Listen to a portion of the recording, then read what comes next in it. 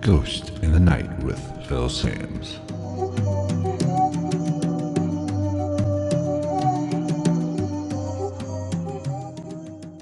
What is going on, everybody? Welcome to Ghost in the Night, a Hauntings and Paranormal podcast.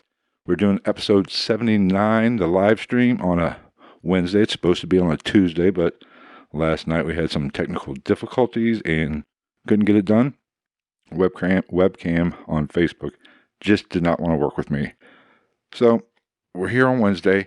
Now, I wanted to talk about urban legends. And now, I live in Ohio, as most of you know, and we have an interesting urban legend just right down the street from where I live, and that is Screaming Bridge.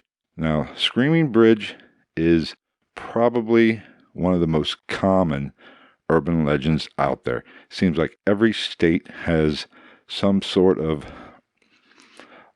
legend that something bad has happened on a bridge. You hear voices, you hear screaming, hence the name Screaming Bridge. And that is what I want to talk about, because we have one here. It's only 2 miles down the street. I've had a personal experience at this bridge, and I just want to know. I have my opinions on whether or not it is actually haunted. Is the paranormal activity there rampant? There's legends that go along with the bridge that kind of talk about why there are actually people experiencing things there. But tonight I brought on Frankie from the Cincinnati Ghost Chasers, who has been on the podcast many times. We have investigated together. He is the founder of the Cincinnati Ghost Chasers, which I am a member of, and he has had an abundance of experiences there. He has investigated many times, and he has some really interesting insight on this spooky place. And he knows much more about it than I do, and I wanted to bring him on. So, how you doing today, Frankie? I'm doing really good. How are you? Oh, I'm just lovely. I'm just glad we're getting this thing working. Last night was a little frustrating. Me and you talked for an hour. We were supposed to start at 10 while I was trying to get this thing up and running, and we just finally about 11 o'clock said, screw it, we're done. Yeah. Yeah, but we're working now, and that's all that's important. Now, you have had a lot of experiences at Screaming Bridge. You've investigated it several times. And before we get into your expertise in the topic, I'll kind of share a little bit of my knowledge of the history, what was told to me since I grew up in this area, and I did have an experience there, and I'll kind of share that with the listeners and the watchers. And then I'll let you dive into it, because I'm kind of mixed when it comes to whether this is an urban legend, just because of the mere fact of some of the things that are told about this particular bridge are so similar, if not exactly the same, as all the other places. I'm sure every country has a bridge like this, and I know there are multiple states with a Screaming Bridge, and even I think there's another one in Ohio somewhere up north. But the legend of this bridge is, and this is why I say it's an urban legend, because this is a very popular one with multiple bridges, is the story goes that a man and a woman were driving. The car broke down on this bridge. Now, there's two different versions of the story. The first one is they got in a fight, he killed her. The second one, which is a little bit more interesting to me because of my experience on that bridge at one point, was the car broke down. They separated. He went to get help. Now, this bridge, just for people who aren't aware of this bridge, it's in Liberty Township, Ohio.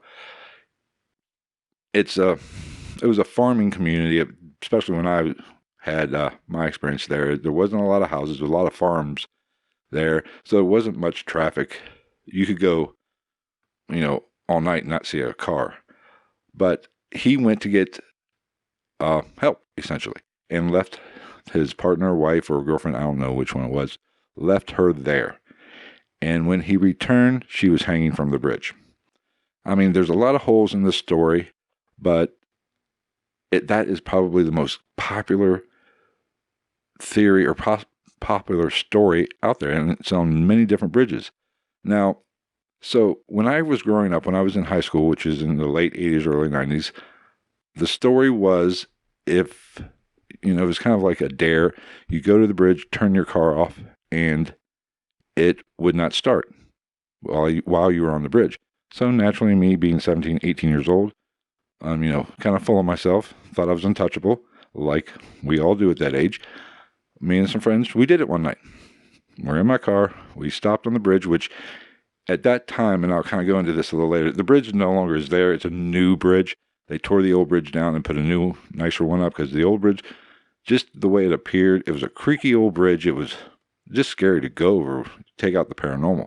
But we stopped on the bridge to get back to the story, turned the car off, excuse me, and went to turn it back on, dead on the door now, would not start. So there's 3 or 4 of us in the car at the time. We kind of immediately started, going, oh shit, uh-oh. We got out, pushed the car off the bridge, because it's not a very long bridge. It's only, probably 50 feet, and that goes over a railroad track. Pushed it off the bridge, started, and the car fired right up. Now, we were naturally freaked out because, of the legend that we heard or was told to us by other kids and other people in the community, and it happened to us. So was that paranormal, or was that just my shitty car? Now, I will say this, I never had that problem before, but it very well could just be a mechanical issue. I'm not saying it was 100% paranormal. It might have been a coincidence of that, a really interesting coincidence. I mean, dead nuts on. So I tend to lean to, okay, maybe there is something to this. And there are other legends that go along with this bridge of why there's so much activity there. Now, told to me through, gossip, people always said there was a lot of, or possible, I should say, satanic worship on that road. At that time, I think there's only 2 or 3 houses right in that general part of that road. And one of them was reported to be the home of some practicing Satanists, which would explain, some of the activity there or some of the issues. Now, people have seen lights naturally, like train lights, and heard other, screaming naturally for the screaming bridge. I'm not sure. I think I read something about a baby crying. You can hear a baby crying. But those are the stories that go along with this bridge. And could it actually be a portal because of some of the black magic or the occult type stuff that was actually being performed in and around that general area? What do you think, Frankie? Well, I have to agree with you on the car not starting on top of the bridge.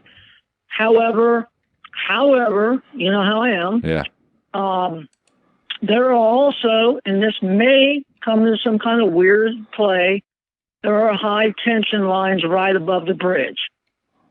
Yes, maybe that might have something to do with the car not starting. I don't know. I mean, not to interrupt, but this was like, a 80 something, early 80s Plymouth Horizon. So it wasn't a lot of electrical shit going on in that car. And it wasn't a great car by any stretch of the imagination, but it was just kind of weird. I've had it happen to me before in an older car.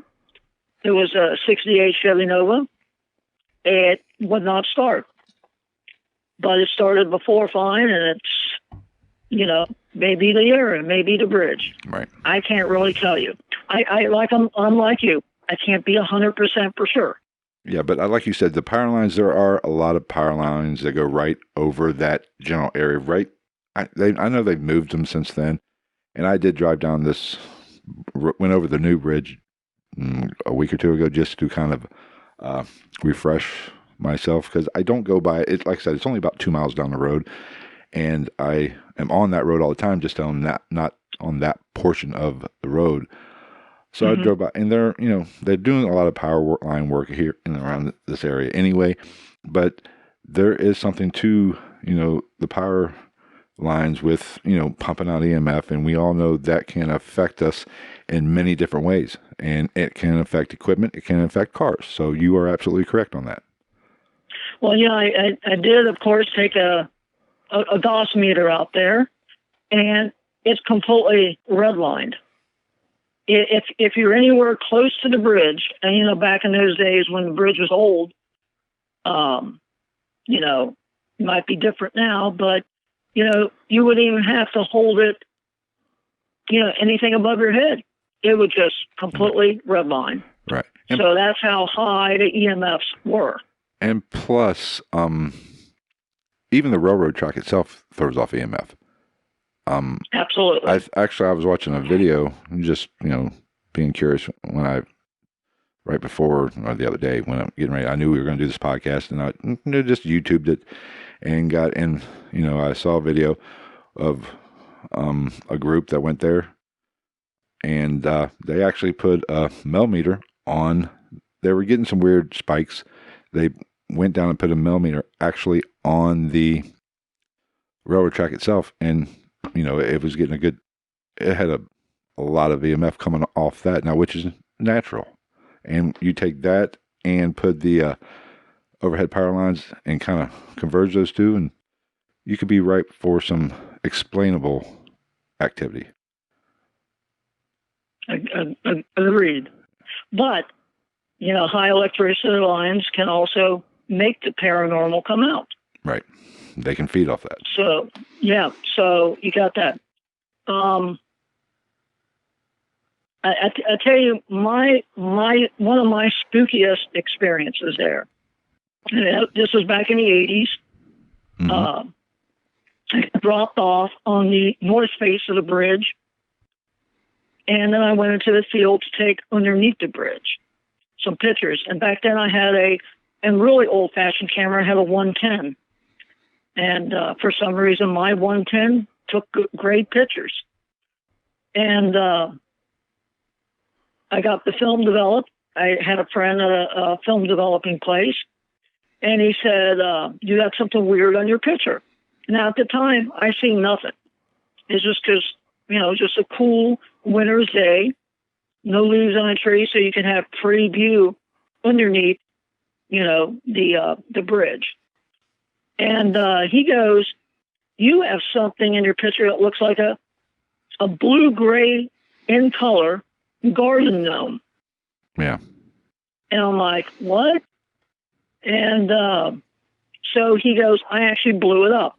He goes, even though its head is looking, you know, is pointing one way, its eyeballs are looking at you. So creepy.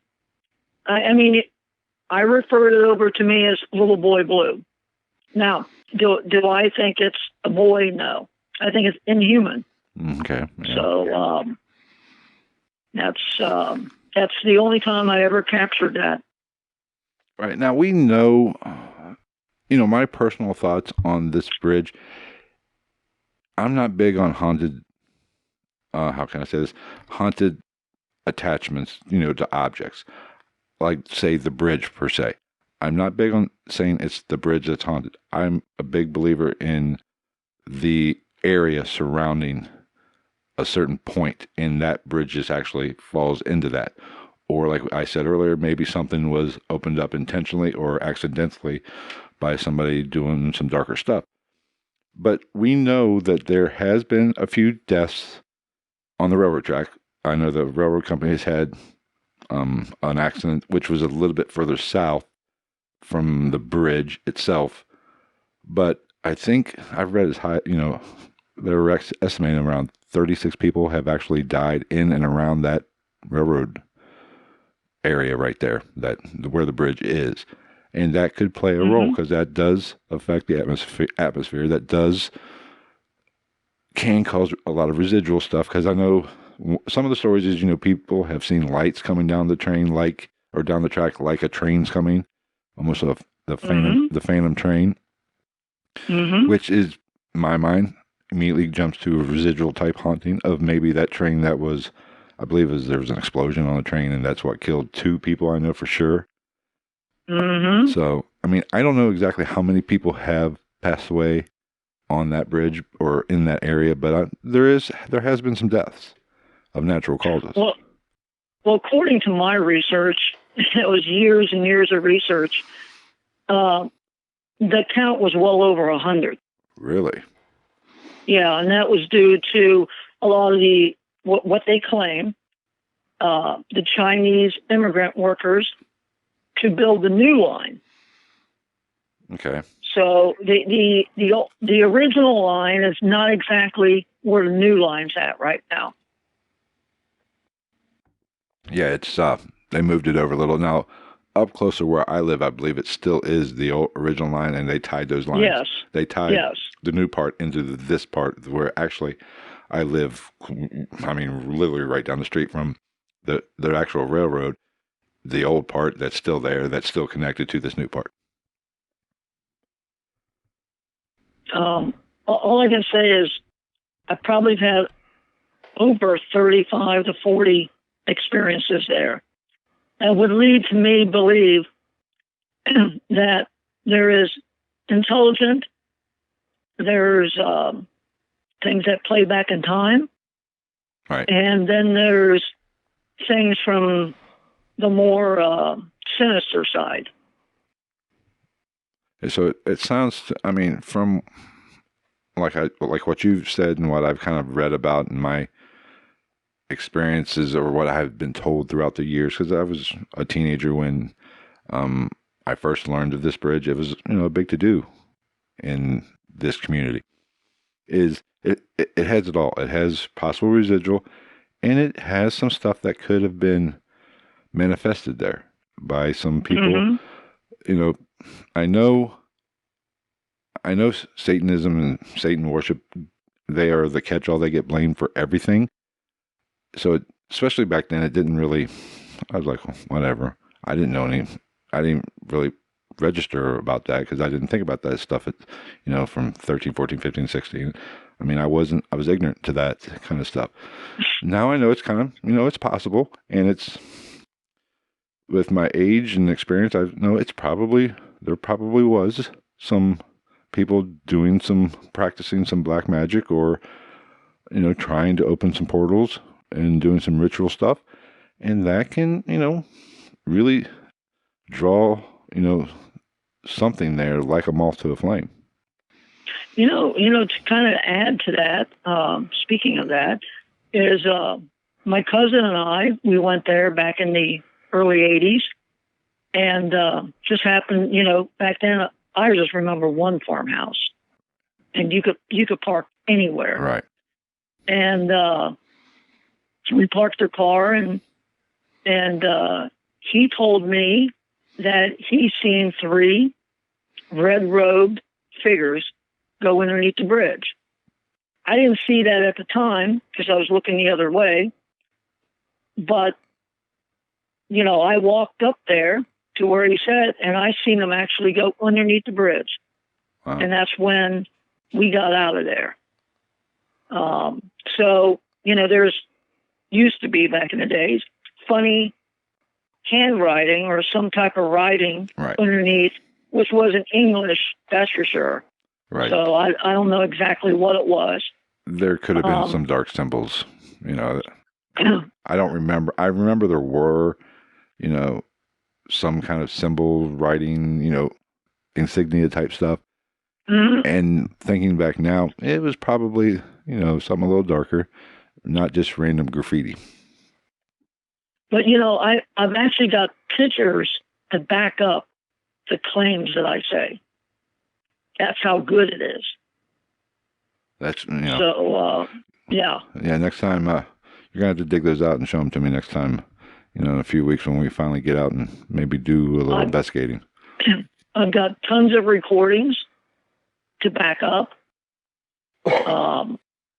It's the pictures just will blow your mind. Right. So now, do I believe it's haunted? Yeah. By what? I don't know.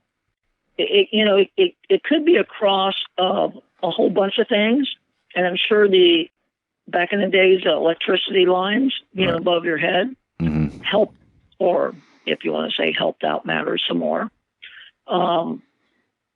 Most people that I took there got a headache And Yeah. I think it's because of the high electricity lines. Very possible, yes. But those were the days that I will always remember the bridge. Back the old gated top on top, and it was a cool place to hang out at. Mm. Yeah, I mean it's kind of hard to describe it. It's changed a little bit, but it really hasn't changed all that much here lately. I mean, it's still kind of a creepy road at night. It's dark. There's more houses there, but they're not as it's not lined with houses. There's more houses there, and it makes it almost impossible to actually stop and investigate anymore. And like I said earlier, it's a new bridge. They tore the old one down and put a new fancy one in. Do you think that has maybe slowed it down or diminished some of the activity there? Because you don't really hear much about it anymore. Well, you don't hear about it much anymore because you can't really go there and do anything anymore. Right. Because they got basically the road is no parking here, no parking there. Right. Do not stop. You don't want to stop on that road now anyway because you'll just get run over. Yeah. I don't know. You can't go down, you can't go down on the railroad tracks, not like you're really supposed to anyway, but anyway. Right, yeah. I mean, you can't do none of that. So, I don't know. I mean, maybe going there at 2:00 in the morning, somebody hopping out real quick, doing a quick EVP, I'm willing to do that. If somebody guaranteed to pick me back up again. Right. But, things change. I was going to say something here and I forgot. Oh, you were talking about the phantom train. Well, there's been seen several times a phantom caboose. And one person claims that they were on the tracks and this phantom caboose came and it went right through them. Really? Yeah. They seen like the seats on the inside. Huh. Sort of like something out of the Ghostbusters movie. Right, yeah. Where, they're actually looking inside the spirit train or whatever. How much do I throw into that? Not too much, right. actually. Yeah. So, but, it's possible. I mean, with that place, I think anything's possible. I've got a real short story here. Since I've been doing a lot of investigating and I met a lot of people that have information on the bridge, I actually got an invitation to meet up with a guy that used to run the Conrail trains when it used to be Conrail back in the days. And I went to his house and he told me about the bridge and he said, "Sit down, Sonny, I got a story to tell you." So he said two of his buddies were in the train with him, and they were going southbound. And they were, approaching the bridge. And they all seen a guy dressed in old garb fabric that looked like he belonged in the late 1800s on the railroad, waving a red signal lantern. They all seen this. Yeah. They stopped the train because that means impending danger ahead on the line. So they stopped the train, they got out and looked everywhere, nothing. Really? So basically 2 miles south of the Screaming Bridge is where the accident happened. Right, yeah. So that could have been, a replay of what actually happened. I'm sure at the time when that happened, they probably did send somebody down the track a few miles too. Oh, I'm sure. Yeah. I'm sure of it. So a replay in time, not anything they did at that time would have changed anything. Right. So I do believe honestly there's a lot of replays in time, but there's intelligent there as well, and of course then there's the intelligent, not so good things there too. Mm-hmm. Yeah, I mean it's. I'd be interested to find out there. I just wonder if the people that are living in those houses that are, adjacent to it, or right there, up and down either side of that bridge, if they have experienced anything. I haven't heard anything. Nobody's reached out to me, or I haven't heard anybody talk about it, or any stories of houses in that general area, because there are quite a few now. There's quite a few now. Having some experience, you would think they might have some kind of activity going on there. Yeah, I don't know. I've never really talked to anybody there. Right. Yeah, it's one of those. It's kind of died out, and it's like I said, it's hard to picture it, but it is creepy at night. That area it's especially back when I had my experience when I was in high school. It was dark. It was there was woods. It was basically a road going through a middle of a forest almost. It seemed like, and you come across this windy bridge, and that was another thing that made it kind of creepy, I should say. Is you if you're heading south on the road, you come to the bridge, you had to make a hard right and then a hard left off the bridge, and because the road was on either side of the tracks, and it connected the two roads essentially, and it was a hard right and then a hard left. So if you're going down there a pretty good stretch or pretty good speed, it wouldn't take much to end up on the tracks. Especially the old bridge, which just had those little guardrails on it. Well, one of the bigger hidden stories, okay, whether or not this is true, but I will show you a picture once I find it, and then you can decide for yourself, was the, I call it a stagecoach robbery, but it was actually a bank robbery. But the stagecoach with its horses, actually, at that time, the railroad wasn't there. They were grading it. So all I can say is, once you look at a picture, then we can go on with the story. Right. Okay. Well, sorry, I got to be a tease about this. That's all right. I'll look at it. You have to decide for yourself, and then you can do another little bonus thing about that. Right. But that's one of many groovy pictures I have. The only added thing that most people don't know, there was somebody almost directly underneath the bridge, got its leg mangled. Really?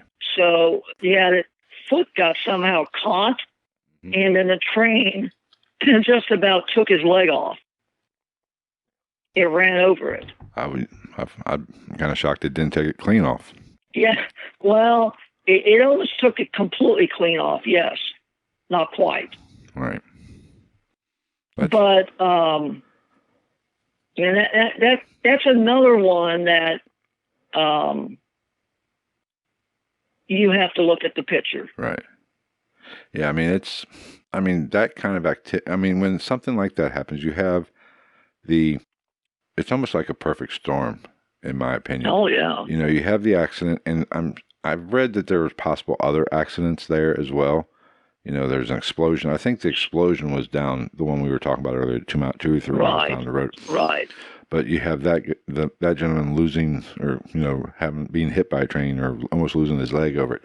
That stuff does imprint on that environment, and can have, any kind of traumatic event can have that effect and change the environment. And maybe you have those tension wires and the electricity field around that place can, I hate to say it and I hate to use the word, but open a portal.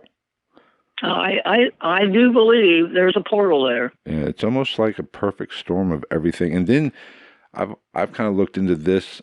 I've been thinking about this, reading up on it a little bit, and I haven't done an episode on it. But manifestation, people, that legend, has grown, and as it grows, it takes its own life. We consciously put energy into it, and that can add to making maybe something opening up there even easier.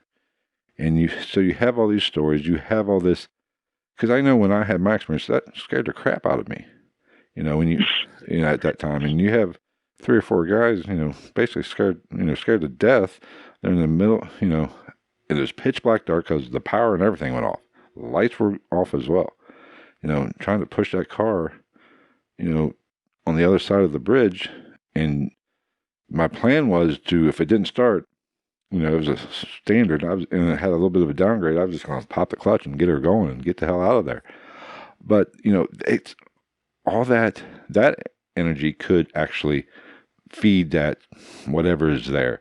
And then the tension wires and just the history and the stories being told, the thought of it being, a scary place and creepy place. And then if you do have some people practicing something, a little darker, or worshiping Satan or occult practices of some sort, I'd have to say that's probably the closest thing to a portal that I probably would have come across. The greatest thing that so far has been seen there, or the most often, should I say, is black hooded figures. Yeah. Not small. These would be in excess of 7 foot tall. Damn. So red and white balls of light up in the trees. Now, that may have something to do with the electricity lines. Very true, yes. So, a lot of energy, accidents, shootings. There were shootings on the bridge. I don't know if you know about this. Some more recent. Yeah, I have heard, and it was in the midnight or late 80s, early 90s, right about the time I had my experience, I think. Yeah, something like that. Somebody was playing chicken, and even back into the middle to late 1990s, it happened again. Yeah. And I believe there was even another murder just right down, not too far away, not down south, a house that I believe backs up to that bridge, or to the railroad tracks, almost between there and where that accident happens. Nobody listening or watching will know what I'm talking about, but it was between where Mod U's in Cincinnati. It was the south end of Mod U's, right before it turns into Cincinnati Dayton Road, which is the railroad track. It runs right there, and there was a murder right there. That was in the 80s. That might have been in the mid 90s. But there's been a few murders right in that general area. And let's be honest, Westchester and Liberty Township is not murder capital of the world. No. I just, for me, I would have to put a stamp on it as haunted, but, with exceptions. Right.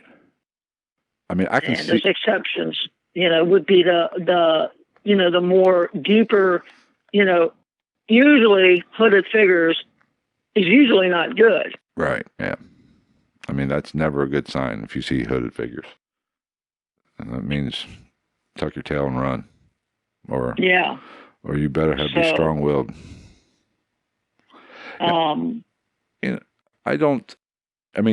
That's what's frustrating about this particular location, because it fits and is so similar to multiple locations throughout the country and even the world. But there is some legitimate questions. So, yes, it's an urban legend, which I hate to be the one to tell everybody this, but most urban legends, they come from some sort of truth. There's some truth. They got started somewhere.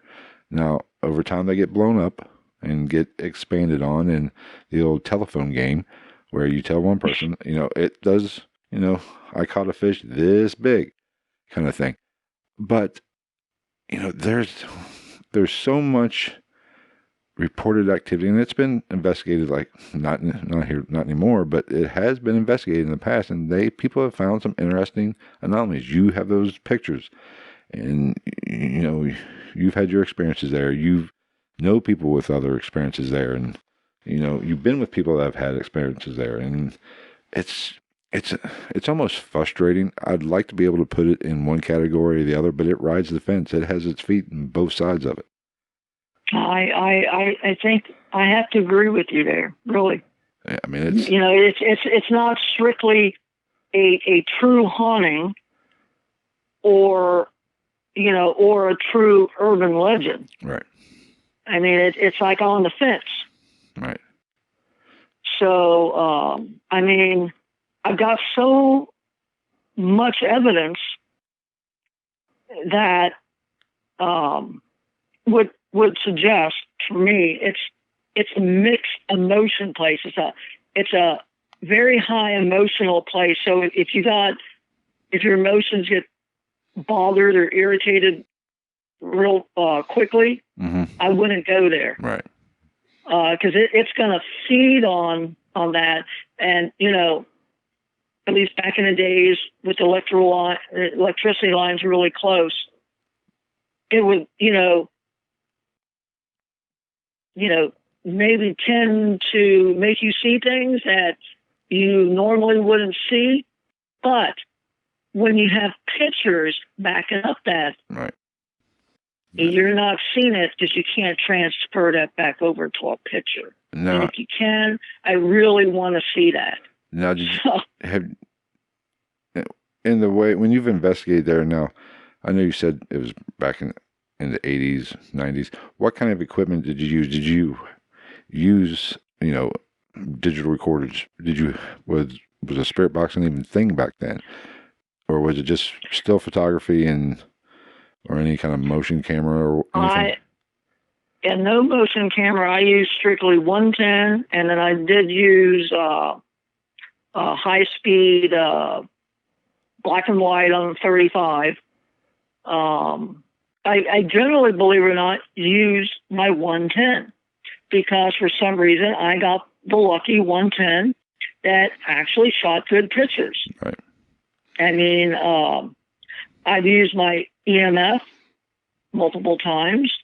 I've used something called a ELF, which is kind of similar. And at that time, I also had a microcassette recorder and a digital recorder. Right. But mostly they're on the microcassette because, my thinking, I think a little different than most people. I believe something with the magnetic tape, you tend to get a better response, even though you'll have that, what we call a wow and hiss factor. Right, yeah. But if you can just, listen to it and, block that out, then you're like, wow, it sounds really good. Yeah. So eventually I'll have to get those all transferred over. Right. And then have you listen to them. And then we can do another whole segment on new information that you've seen and heard. Right. Yeah, I'd love to see those and then do a follow-up on this. One of the other most particular, I know time's running out, particular story, it was about 2:00 in the morning, and we could sort of park because it wasn't, as bad as it is now. Me and a buddy, we went out, parked the car, walked down, and then we decided to just walk, part of the old original narrow gauge line before they moved it over, and then eventually, cross the bridge and get in the vehicles and go. So we were walking, and we heard this with our ears as well. It sounded like either somebody behind us walking with spurs on, okay, yeah. on the blacktop, which back in the days I'm sure it was not blacktop. Right. It was dirt. Mm-hmm. And then I asked my friend Danny, I said, do you got any change in your pocket or anything jiggling around? He's like, no. Here, I'll show you the pockets. I mean, got the flashlight, the little flashlight out, shows me his pockets, nothing in there. We walk again, and we hear that same noise. And, to me, it sounded like spurs. Okay, but I was wrong. So got this friend over in California. She does Western shows for a living. Yeah. And I played that for her, and she's like, "Well, that's not spurs. I know exactly what that is." So she gets the prop, and she does that. I didn't know what it was at the time, and she goes, "This is exactly what it sounds like." I said, "Yeah." She goes, "Somebody was spinning an old revolver, the barrel." Wow. Because of that clicking noise. Now, you said this was dark and at night? It was 2 a.m. in the morning, yes. Pitch black on that road. Well, I hate to be the one to tell you, back then, it was a farm, Liberty Township was a farming town. It could have been somebody behind you just wondering what the hell you were doing with a revolver. Liberty Township, they didn't play around. They're a bunch of good old boys back then. Well, it was somebody that we did not see. So, that I will never forget. I actually have a recording of that on one of my micro cassette recorders. Everything's marked. I just got to get out my old micro cassette recorder.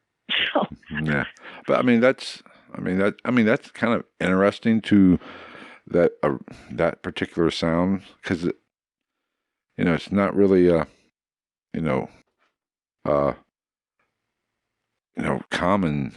Yes, there's guns up in this area, but it's not like it was a war, a battlefield or anything, or a cowboy town, to where that would kind of, it's not Tombstone, where that can it's not Tombstone, but they, from what people I did talk to, they had guns like that. Yeah.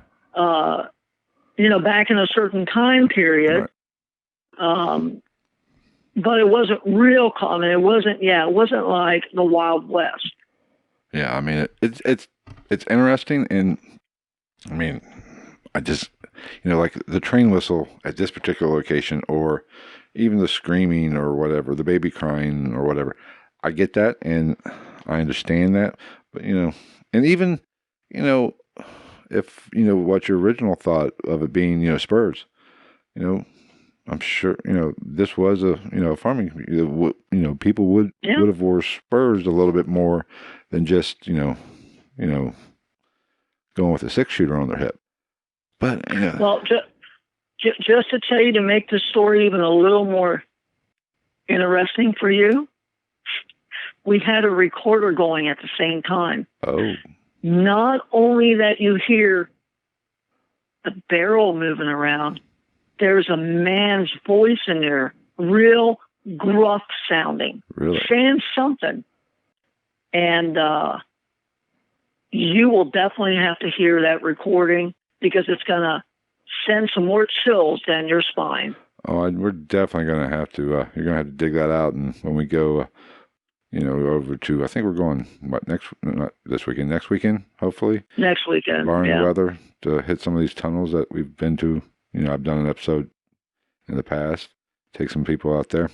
Hopefully you can find that and we can kind of listen to that week, or, September, whatever, when we head out a little bit on our journey to hit that haunted place. We have a few hours in the car, we can listen to it. Yeah, that's fine. And then we'll fine. Definitely come back and do a recap of this show again, because I really wish we could get down there and just experience it again. But unfortunately, the way this area has grown up and has boomed, it'll probably never be that way again, unless you want to break the law and walk on the tracks. And I've seen those tracks. I've traveled, I travel in that area all the time. You don't want to be caught walking on most of that area on the tracks, because there's not a lot of room to the right and the left. So, all I can say is I had good experiences there. I'd have lots of evidence. I've got lots of pictures to prove with the evidence.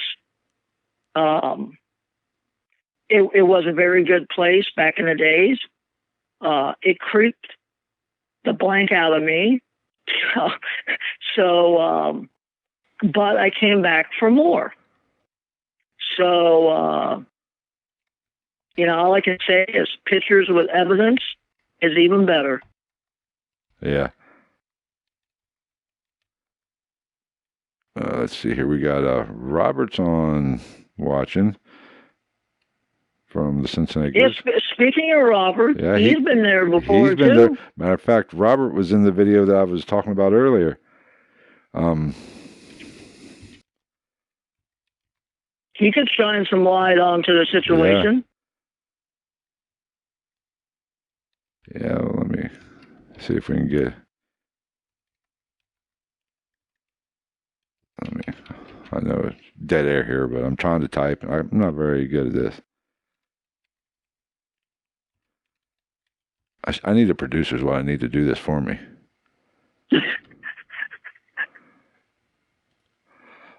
Yeah, but the video I was talking about where they put the millimeter on, that was, I don't think it was a Ghost Seekers, his group. No, it was another one. Yeah. But but he was on the video. Yeah, that's one of the better ones videos that I saw of that place. Yeah, but it's almost so frustrating. That place is kind of, because I want to say it's an urban legend, but I had my experience there. You have all this evidence there, and just the perfect storm of possible dark magic being practiced there, and the tragedy that has happened there, or in the general area, the power lines, the EMF that's floating all around that place, the atmosphere is charged there. There is something going on there, so I have to take it out of that urban legend category. I mean, I wish to God that there wasn't so many screaming bridges throughout the country and the world. That way, it wouldn't cloudy the waters, make it muddy, and we got so much to navigate. But there, yeah, Robert has some EVPs there, it looks like. Well, and I know Robert is talking about, we're going to have Robert on the podcast here next month, I think, if I remember. Yeah, I think next month. And maybe we'll talk, maybe we'll talk a little bit about Screaming Bridge when he comes on, but I think we have something else planned, but we can always dive into that. But it's just a perfect storm, and I just don't know what to think. Yeah, Robert's talking about the ball of light that you kind of talked about earlier, Frankie. Mm-hmm. Yeah, I mean, it's almost frustrating that like I said, I just don't know what to make of it. I wish, now that I am a little bit more knowledgeable in the paranormal, I could go back there and do a little investigation. I would love to find out who lives in those houses and try to make friends and see if we can get there. But it's just, it's a shame that we can't investigate that place now, where it's so difficult to get in there. And if you park anywhere, you got about 5 minutes before somebody comes out. Then you might hear that revolver really clicking. Yeah. the modern day one. Yeah. But so it's just one of those things that it's going to have to stay a legend, because nobody can really prove or disprove it at this point anymore. So now we just have the stories, and hopefully, have your evidence. And it sounds like Robert's got some evidence. Well, I think when you hear both of our evidences, that you will begin to steer more toward haunted with exceptions. Right. Yeah. I mean, but you know me, I always go skeptical first. I need a ghost to come up and grab my ass for me to say, okay, it's 100% a ghost. I'm always looking for that rational explanation and that rational, I always say I'm a skeptical believer. I believe in the paranormal. I believe that it's very possible that bridge is haunted and that bridge is super active. That whole area is super active. But my experience there isn't conclusive. And it could have been a mechanical, like in the car, a mechanical problem with the car. And it just so happened as soon as we got it off the bridge, fired right up. So it's not, I can't put it paranormal. I mean, it lines up perfectly what I was told, what I had heard over the years, It lines up perfectly, and that's what caused me to, have to go home and change my underwear. I can't quite wrap around that it's completely paranormal. Right.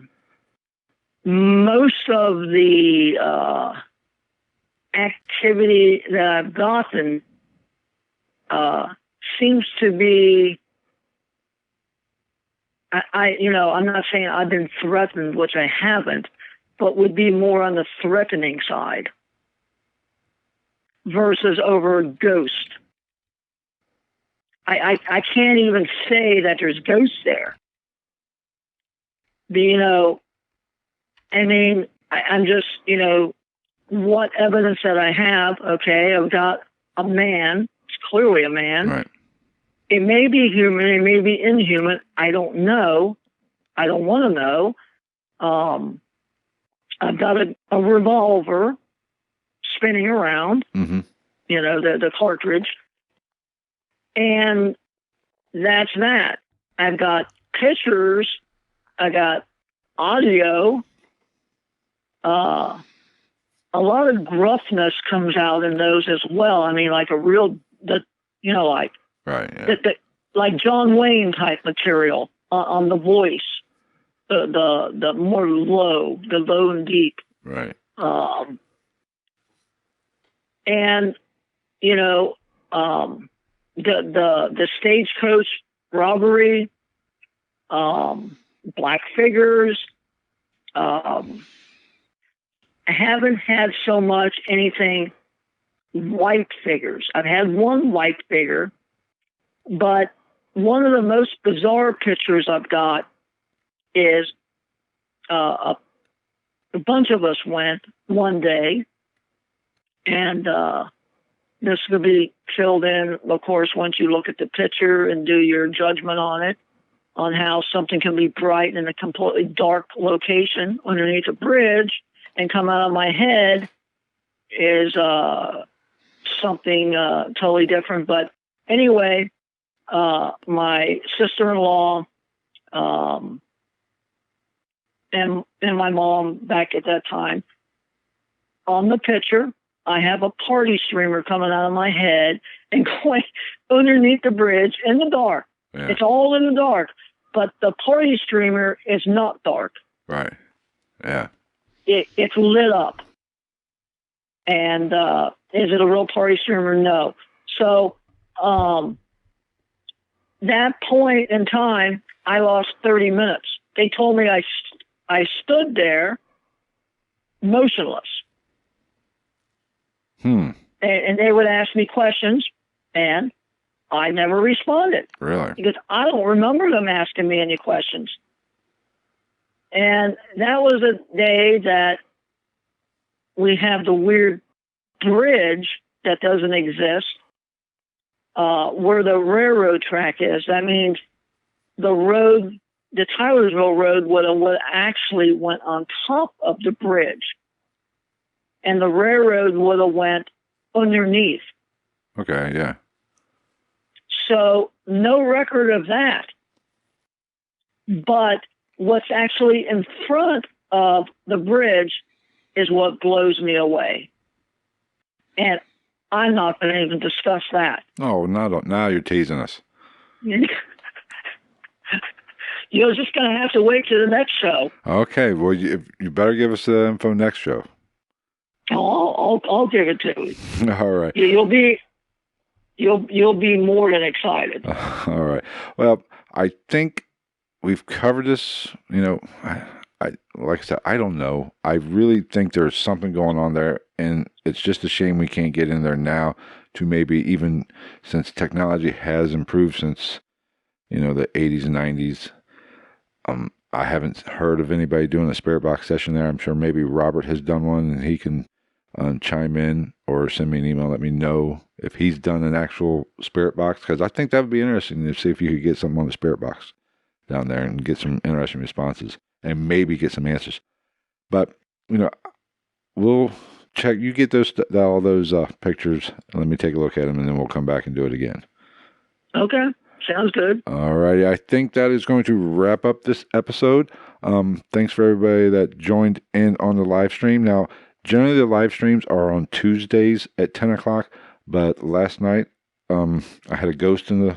apparently my computer was haunted, or Facebook did not like me because it would not let my webcam to do the live stream, wouldn't recognize it. And I think at one point I had it on. No, we have not been to that cemetery. We'll have to talk about that when coming up.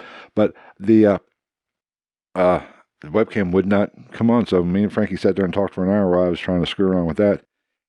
So if you want to join in on the live streams and interact with me or ask a question, or if you have some insight, join me at facebook.com/ghostinthenight, all grouped together.